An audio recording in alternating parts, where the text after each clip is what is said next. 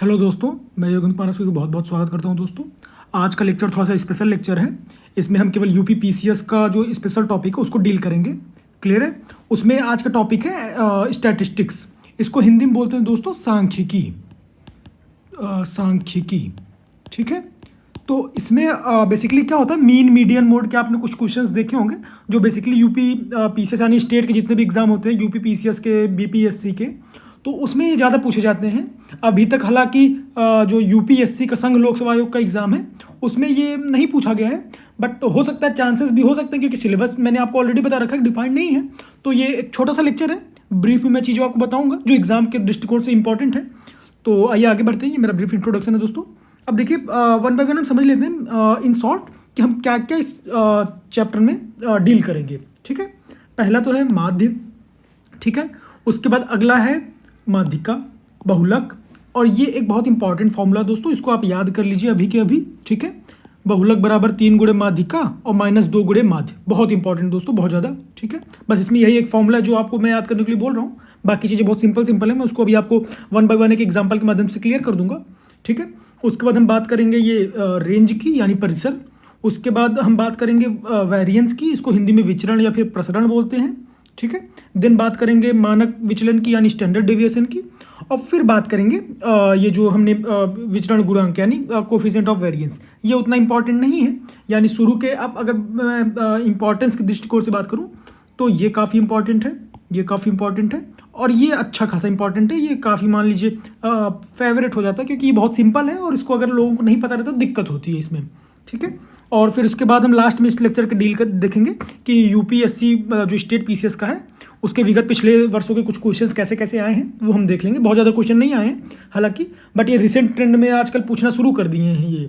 For example अभी अगर मैं आपको दिखा दूँ, ठीक है, ये देखिए, जैसे दिखाऊँ मैं अगर आपको, तो ये आप देख पा रहे होंगे। देखिए 2019 के पेपर है ना, तो कहेंगे 2019 में जब आ रहा है तो इसका मतलब ये है कि आने वाले समय में इसके अच्छे खासे चांसेस हो सकते हैं। तो इसलिए मुझे लगा कि इस टॉपिक को थोड़ा सा कवर करना चाहिए। अब जैसे समझते देखिए दोस्तों, आपको मैंने ऑलरेडी जो है माध्य के बारे में ऑलरेडी बता रखा है। क्लियर है? आपको पता होगा माध्य क्या होता है। माध्य होता है योग, ठीक है, अपॉन संख्या। क्लियर है? ऑलरेडी भाई आपने सभी नंबर को जोड़ दिया और डिवाइड बाई n कर दिया, तो वो आपका हो गया आपका पर्टिकुलर संख्या का माध्य। ठीक है, इसको कभी कभी समांतर माध्य भी बोलते हैं दोस्तों। क्लियर है? समांतर माध्य। तो अगर समांतर माध्य बोले या फिर माध्य बोले तो एक ही बात है, आपको कुछ नहीं करना, बस उसका पूरे डिजिट को जोड़ दीजिए और डिवाइड बाई जितनी डिजिट है उससे बस डिवाइड कर दीजिए। क्लियर है? तो ये आपको मिल जाएगा। अब अगला बात करते हैं माध्यिका की। तो उससे पहले एक छोटा सा मैं वेरिएशन बताता हूँ। माध्य में एक जो आपको बेसिक सा कुछ पूछ सकता है, वो ऐसा हो सकता है। ठीक है, मान लीजिए, ये भी मैंने आपको ऑलरेडी बताया हुआ, इसलिए मैं थोड़ा सा ब्रीफ में थोड़ा सा फास्ट स्पीड से चल रहा हूँ। फॉर एग्जाम्पल मान लीजिए कोई डिजिट थी, है ना, मान लीजिए आपको ऐसे दे दिया कि N1 समूह का जो एवरेज है वो A1 है और अगले N2 समूह का जो एवरेज है A2 है ना। यानी मान लीजिए ऐसे बोल दिया जाए कि एक क्लास है उसमें N1 लोग हैं, है ना, तो उसका जो औसत है वो A1 है, और दूसरी क्लास है N2 लोग हैं, उसका औसत A2 है। तो अगर आपसे बोले कि दोनों क्लास को मर्ज कर दें, है ना, दोनों क्लास को मर्ज कर दें, तो जो नया औसत आएगा A न्यू, ठीक है, वो क्या होगा? तो वो क्या हो जाएगा दोस्तों, भाई हमने दोनों क्लास को मर्ज कर दिया, तो जब मर्ज करेंगे नया औसत क्या हो जाएगा? N1 A1, ठीक है, प्लस N2 A2 और अपॉन N1 प्लस N2। बस आप ये कर देंगे, आपका आंसर आ जाएगा। क्लियर है? तो अब ये बहुत सिंपल सी छोटी सी चीज़ हो गई। अब जैसे देखिए, इसको अगर आप बोलेंगे कि ये है क्या वास्तव में, तो इसको कुछ अगर इंग्लिश की बात करें तो ये वेटेड मीन कहलाता है। ठीक है, वेटेड मीन। और हिंदी में बात करें तो इसको भारित माध्य बोलते हैं। क्या बोलते हैं? भारित माध्य, भारित माध्य। क्लियर है? तो ये बहुत छोटी छोटी चीज़ें हैं दोस्तों। ठीक है, आपको टर्म पता होना चाहिए। अब जैसे आगे बात करते हैं माध्यिका की। क्लियर है? तो अब माध्यिका क्या होता है?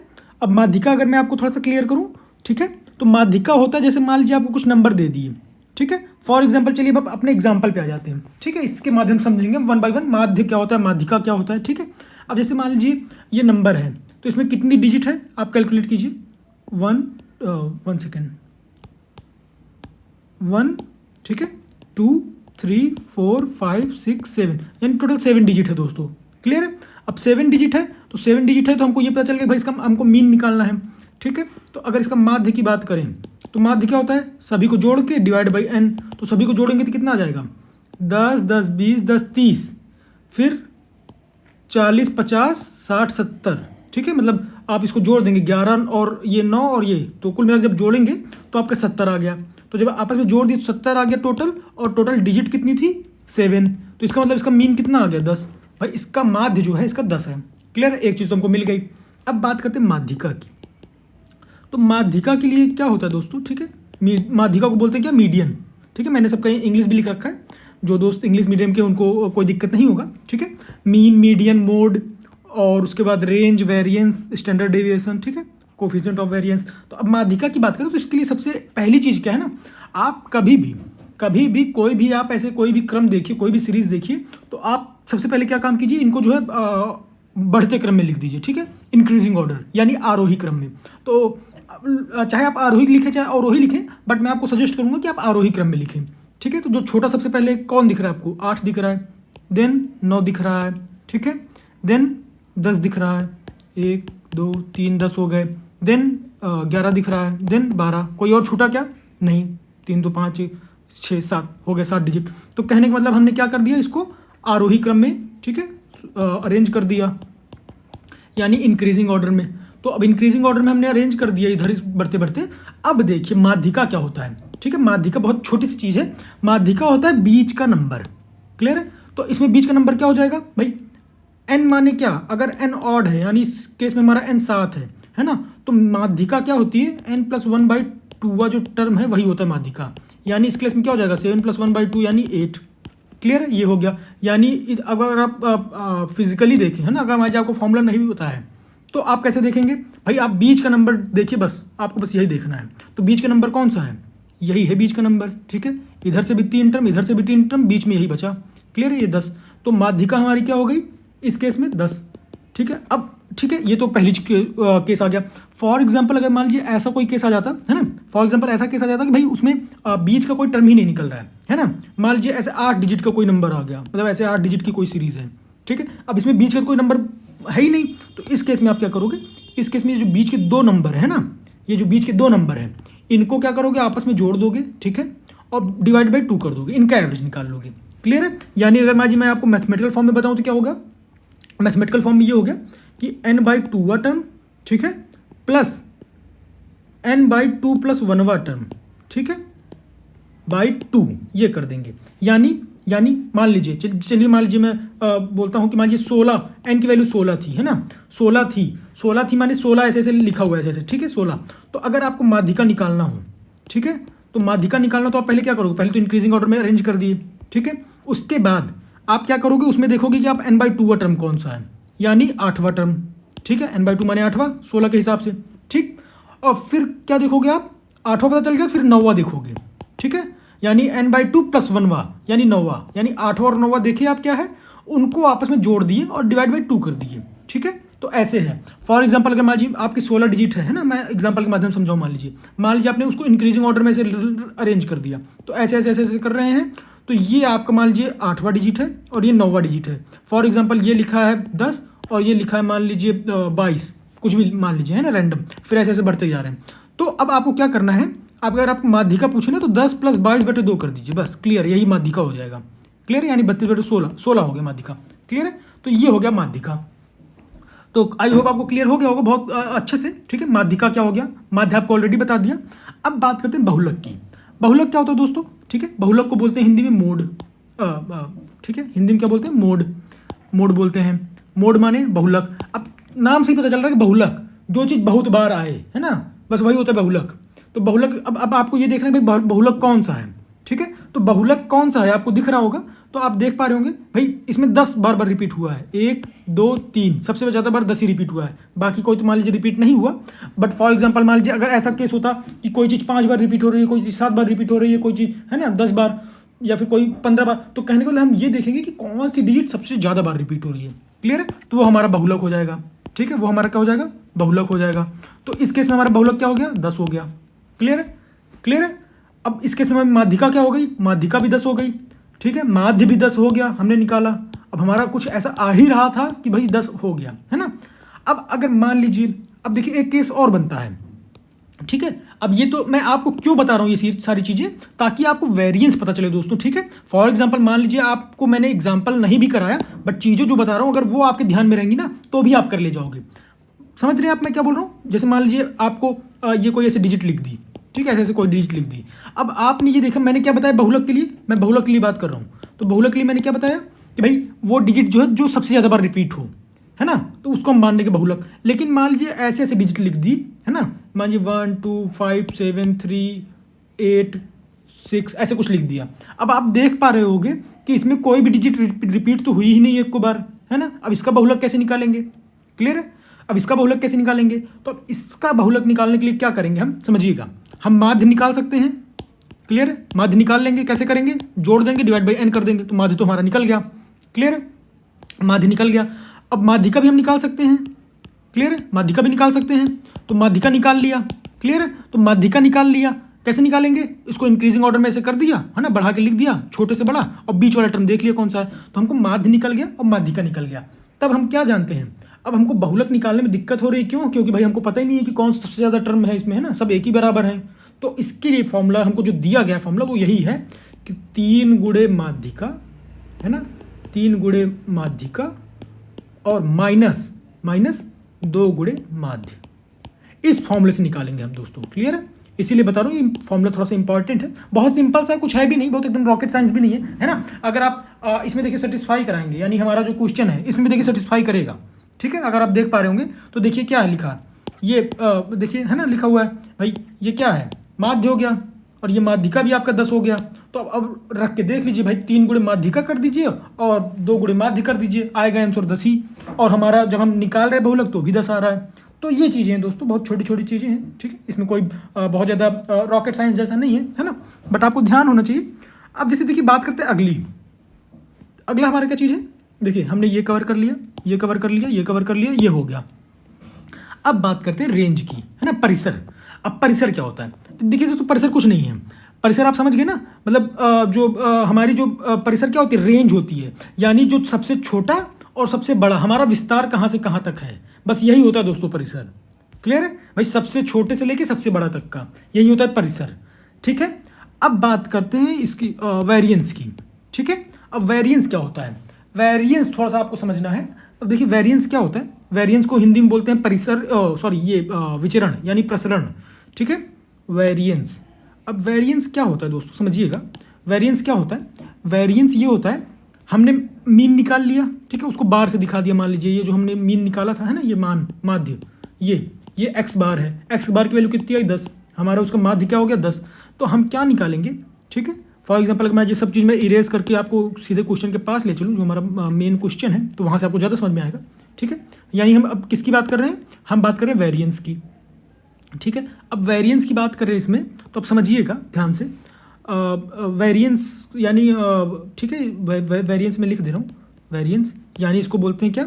इसको बोलते हैं विचरण। ठीक है, प्रसरण।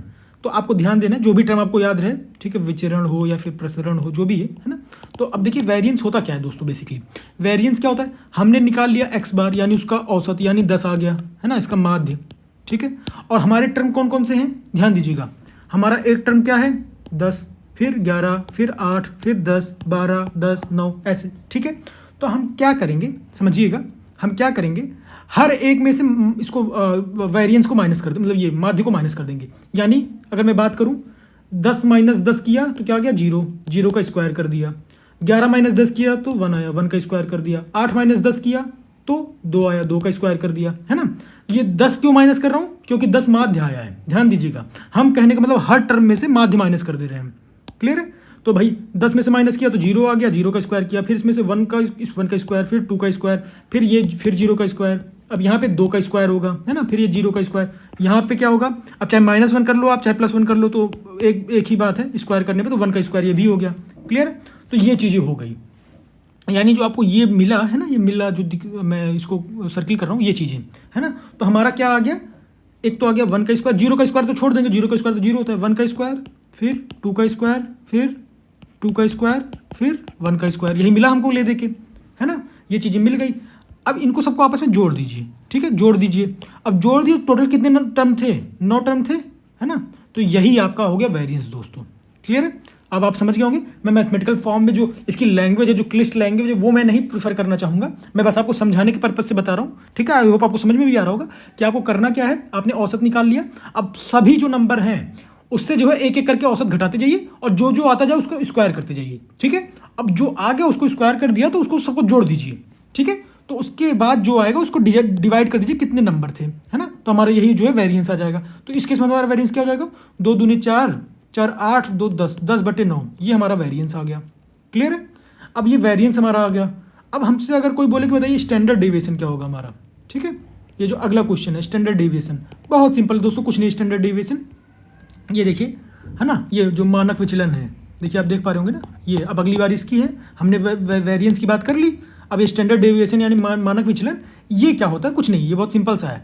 इसको अगर मान मैं लिखूँ मानक विचलन, है ना, मानक विचलन, तो मानक विचलन क्या हो जाएगा? बस अंडर रूट ऑफ वेरिएंस, बस यही है, ठीक है? क्लियर है? तो हमारा वेरिएंस कितना था? 10/9, बस इसी का अंडर रूट ले लीजिए, बस यही हो गया आपका स्टैंडर्ड डेविएशन। क्लियर? बहुत सिंपल सा है, अगर आपसे पूछे तो आप तुरंत बेधड़क मार के आगे बढ़ें। क्लियर है? तो बहुत छोटी छोटी चीज़ें हैं। अब जैसे ये हो गया, अब इसमें अब इसको सॉल्व करना चाहते सॉल्व कर लें, ये √10/3, ठीक है? ये चीज़ें हो गई। अब देखिए अगला क्या है ना? अब अगला क्या है? बहुत छोटी सी चीज़ है, थोड़ा सा इंपॉर्टेंट है, ये कोफिशिएंट ऑफ वेरिएंस, ठीक है? हम में से बहुत सारे लोग नहीं जानते होंगे विचरण गुणांक। तो विचरण गुणांक क्या होता है, ठीक है? यानी कोएफिशिएंट ऑफ वेरिएंस, है ना, वेरिएंस डॉट, तो ये क्या होता है? इसको अगर मैं हिंदी में लिख दूं तो ये होता है विचरण, ठीक है, विचरण गुणांक। तो विचरण गुणांक क्या होता है दोस्तों? कुछ नहीं, बहुत सिंपल सा है। हमने क्या निकाल लिया? हमने स्टैंडर्ड डेविएशन निकाल लिया। ये हमारा स्टैंडर्ड, इसको सिग्मा से डिनोट करते हैं दोस्तों, ठीक है? स्टैंडर्ड डेविएशन को सिग्मा से डिनोट करते हैं, ठीक है? तो ये सिग्मा हो गया, तो ये क्या हो गया? सिग्मा स्क्वायर हो गया। क्लियर? तो बहुत सिंपल सी बात है। तो स्टैंडर्ड ये जो कोएफिशिएंट ऑफ वेरिएंस है ना, ये विचरण गुणांक जो है, इसको क्या बोलेंगे? ये होता है हमारा जो स्टैंडर्ड डेविएशन आया है ना, सिग्मा, ठीक है? स्टैंडर्ड डेविएशन डिवाइडेड बाई, ठीक है, डिवाइडेड बाई जो हमारा मीन आया था। क्लियर है? ये मीन, ठीक है, ये जो माध्य, और गुणे 100 कर देंगे, बस यही है। यानी अगर मैं स्टेटमेंट वाइज लिख दूँ हिंदी में तो ये क्या हो जाएगा, ठीक है? ये आपका क्या हो जाएगा? समांतर ये जो स्टैंडर्ड डेविएशन यानी मानक विचलन, ठीक है? ये आपका हो गया 1 सेकेंड दोस्तों, ये आपका हो गया मानक विचलन, ठीक है, मानक विचलन, ठीक है, यानी स्टैंडर्ड डेविएशन, ठीक है, डिवाइडेड बाय माध्य, बहुत सिंपल सा, यानी मीन, ठीक है? और बस ये है ना, अब इसको मल्टीप्लाइड बाय 100 कर दीजिए, बस यही है। तो हमारे केस में क्या आ जाएगा? ये इसका विचरण गुणांक यानी coefficient of variance sigma, sigma कितना है हमारा? √10/3, और हमारा जो वो आया है क्या नाम से माध्य x बार, वो कितना है? 10 है, तो 10 से डिवाइड कर देंगे, बस। क्लियर है? तो ये कितना हो गया? √10/10, 10 इंटू मतलब ये 3 × 10 है ना, तो √10 से उड़ा देंगे तो ये क्या आ जाएगा? 1/3 √10 आ जाएगा, बस यही है, 3 × √10, बस। क्लियर है? तो ये आपका आ गया आंसर, ठीक है? तो आप देख पा रहे होंगे बेसिकली कितना सिंपल सिंपल चीज़ें हैं, बट थोड़ा सा इंपॉर्टेंट है दोस्तों, है ना? अब मान ये छोटी चीज़ें अगर आपको नहीं पता है और आपका एग्जाम अच्छा खासा जो होता है ना बेसिक से हलवा क्वेश्चन जिसको बोलते हैं, अगर वो गलत हो जाए तो बड़ा विचित्र स्थिति हो जाती है। तो उसी को नज़र में रख के इस लेक्चर को प्रिपेयर कर रहा हूँ। हार्डली 10-15 मिनट का टॉपिक है, तो चीज़ें कवर हो जाती है, तो इससे क्वेश्चन आने की संभावना है, ठीक है? कैसे मैं बोल रहा हूँ कि अब जैसे आप भी देख पा रहे होंगे कि 2019 से पहले, ठीक है, ये 2019 से पहले इन्होंने पूछा ही नहीं था, ठीक है? यानी रिसेंट में इनका बड़ा इंटरेस्ट जग गया है इसमें, स्टैटिस्टिक्स में, ठीक है? स्टैटिस्टिक्स में इनका बड़ा इंटरेस्ट जग गया यूपी पीसीएस का। अब रिसेंट में 2019 में, अब 2020 में नहीं पूछा तो 21 में पूछ लेगा, 21 में नहीं पूछा तो 22 में पूछने के आसार हैं। अब आप देखिए क्वेश्चन कितना सिंपल सा है, ठीक है? मैं इसको सॉल्व नहीं करूंगा, आप इसको सॉल्व करके कमेंट बॉक्स में डालिएगा, ठीक है? बाकी मैं इसका आपको आंसर सही सही बता दूंगा कि क्या है, ताकि आप जो सॉल्व करें तो अपने आप आंसर को वेरीफाई कर सकें। देखिए बहुत सिंपल सा, इसमें क्या बोल रहा है? आंकड़ा दिया हुआ है, ठीक है? अब इसमें ऐसे लिख दिया आंकड़ा डग डग डग डग, ठीक है? अब इसमें क्या बोल रहा है कि जो फलाना फलाना आंकड़ा लिखा है, इसकी माध्यिका और बहुलक का अंतर बताना है आपको। तो माध्यिका निकालने के लिए आप क्या करेंगे? इन आंकड़ों को जो है आरोही क्रम में अरेंज कर देंगे, ठीक है, बढ़ते क्रम में, ठीक है, आरोही क्रम में अरेंज कर देंगे। अब देखेंगे कि विषम संख्या है कि सम संख्या है। अगर विषम संख्या है ना, तो बीच का नंबर तो आसान से एक ही नंबर आएगा बीच का, वो आप मतलब आसानी से कर लोगे n+1/2 करके। और अगर सम संख्या हो गई तो बीच के 2 नंबर आएंगे, दोनों नंबर को जोड़ के डिवाइड बाई 2 कर देंगे, तो आपकी माध्यिका तो आ गई। क्लियर है? माध्यिका तो आ गई। उसके बाद बहुलक की बात है, तो बहुलक क्या होता है? बहुलक हमको पता है क्या होता है कि भाई जो नंबर सबसे ज़्यादा बार रिपीट होगा वही हमारा बहुलक हो जाएगा। क्लियर है? तो बस बहुलक भी निकल गया। तो इन दोनों का बस अंतर ही पूछा है आपसे और कुछ नहीं। तो इसका आंसर क्या हो जाएगा सही दोस्तों? ये 3.5। ठीक है, पहला ऑप्शन। अब दूसरे की बात करें। अब दूसरा क्वेश्चन देखिए, ये भी 2019 का ही है। तो आप समझ पा रहे होंगे कि कितना इंपॉर्टेंट हो गया था। मान लीजिए जिन लोगों ने 2019 में इग्नोर कर दिया होगा सांख्यिकी को, है ना, तो उसके मतलब दो क्वेश्चन है, बहुत सिंपल सिंपल आए। हालांकि ये बहुत ही अच्छे क्वेश्चन, अगर आप नहीं भी पढ़ के जाएंगे तो भी बन जाएगा, बट आप पढ़े रहते थोड़ा सा कॉन्फिडेंस रहता है ना, चीज़ें आपके मेमोराइज रहती हैं। तो उस केस में अगर देखें तो अब इस वाले कुछ क्वेश्चन में क्या है, सेम चीज़ लिखा हुआ है, बस यहाँ पे देखिए आपको ध्यान देना निगेटिव टर्म का, है ना। तो निगेटिव टर्म सबसे पहले आ जाएगी भाई, सबसे छोटी है। अगर आरोही क्रम में इसको भी अरेंज करेंगे आप, अब आपसे पूछा क्या है माध्यिका, तो आरोही क्रम में अरेंज करके बीच वाला टर्म देख लीजिए, अगर सम है तो दोनों को जोड़ के कर दीजिए बस। ठीक है, तो इसका जो सही आंसर आएगा वो बी ऑप्शन हो जाएगा। क्लियर है दोस्तों? तो ये आज का थोड़ा सा यूपी पीसीएस स्पेशल क्लास था दोस्तों। आई होप आपको ये काफ़ी हेल्पफुल लगा होगा। ठीक है, अपने सुझाव जो है कमेंट बॉक्स में आप डाल सकते हैं। तो चलिए दोस्तों, इन्हीं शुभकामनाओं के साथ दोस्तों मिलते हैं अगले वीडियो में, जैसा आपका डिमांड रहेगा। जय हिंद, जय भारत दोस्तों।